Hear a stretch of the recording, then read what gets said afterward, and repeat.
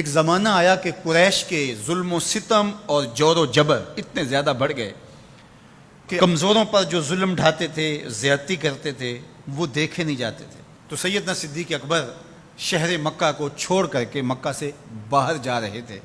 راستے میں ابن دغنہ ملا، یہ قریش کا سردار تھا، اور اس نے کہا کہ آپ کدھر جا رہے ہیں؟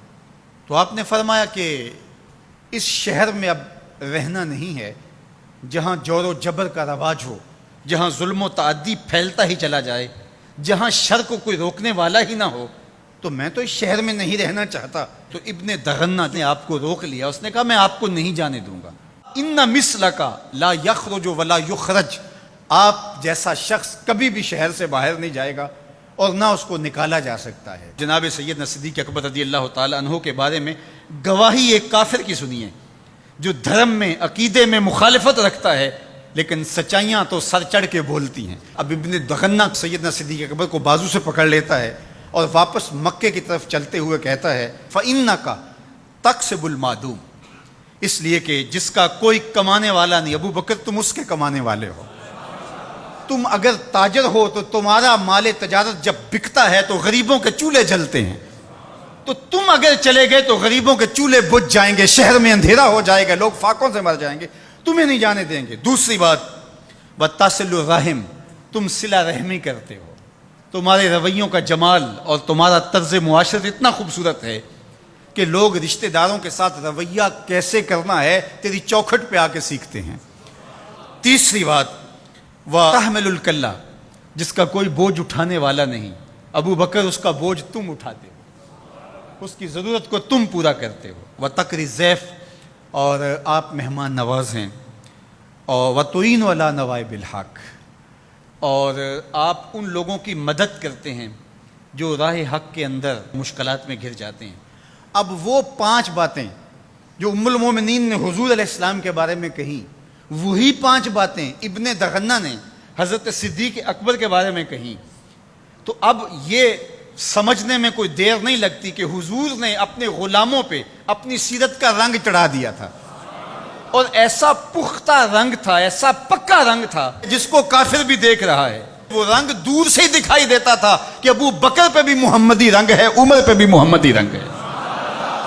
اب آئیے ایک حدیث اور رکھتا ہوں، اور وہ ابو داود میں ہے، ترمذی میں ہے، اور سیدہ عائشہ رضی اللہ تعالی عنہا فرماتی ہیں، کہتی ہیں ما رأیت احدا کان اشبہ سمتا وہدیا ودلا وکلاما برسول اللہ صلی اللہ علیہ وسلم من فاطمہ، کہا کہ میں نے سیرت میں، صورت میں، عادات میں، طرز زندگی میں، انداز معاشرت میں حضور کے مشابہ فاطمہ سے بڑھ کر کسی کو نہیں دیکھا ہے۔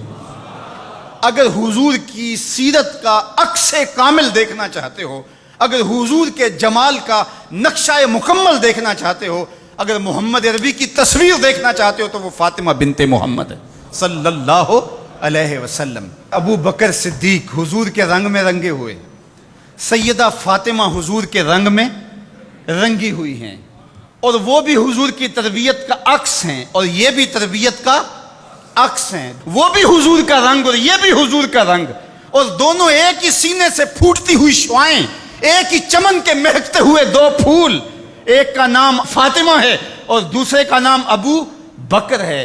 اور اگر کوئی انگلی اٹھاتا ہے سیدنا ابو بکر پہ تو وہ حضور کی تربیت میں نقص نکالتا ہے، اور اگر سیدہ فاطمہ تو زہرا پہ کوئی بات کرتا ہے تو وہ بھی سوچے بات کہاں تک جا رہی ہے۔ اس امت کو الجھا دیا گیا، اہل بیت اور صحابہ کو الگ الگ خانوں میں بانٹ کر کے اس انداز کے ساتھ پیش کیا گیا کہ جس طرح اہل بیت کے ماننے والے اور ہوتے ہیں اور اصحاب رسول کے ماننے والے اور ہوتے ہیں۔ ہماری محبتوں کا مرکز ذات رسالت مآب صلی اللہ علیہ وسلم ہے۔ اللہ کی محبت مقصود شریعت ہے، والذین آمنوا اشد حبا للہ، یہ قرآن بتاتا ہے ہمیں، لیکن یہ محبت بھی ہمیں اس در سے ملی ہے۔ تو اس لیے ذات رسالت مآب جب مرکز محبت ہوگی تو پھر یہ جھگڑا کبھی بھی نہیں ہوگا کہ میں اہل بیت کو مانتا ہوں اور صحابہ کو نہیں مانتا، میں صحابہ کو مانتا ہوں اہل بیت کو نہیں مانتا۔ میں تو کہا کرتا ہوں کہ صحابہ نبی کے در والے ہیں اور اہل بیت نبی کے گھر والے ہیں۔